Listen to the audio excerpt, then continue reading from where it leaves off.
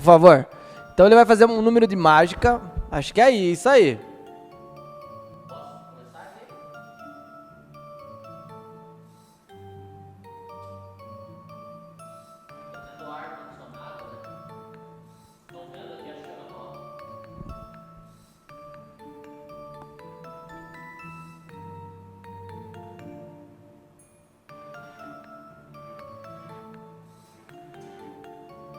Caraca, meu irmão.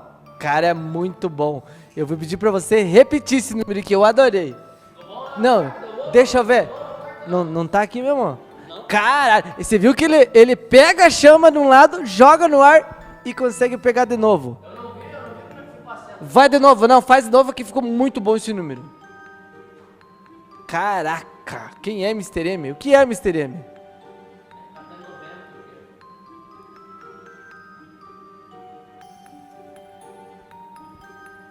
É um número bastante difícil e perigoso. Não faça isso em casa. Caraca, moleque! Vamos aplaudir, produção. O cara é muito bom. Parabéns, parabéns.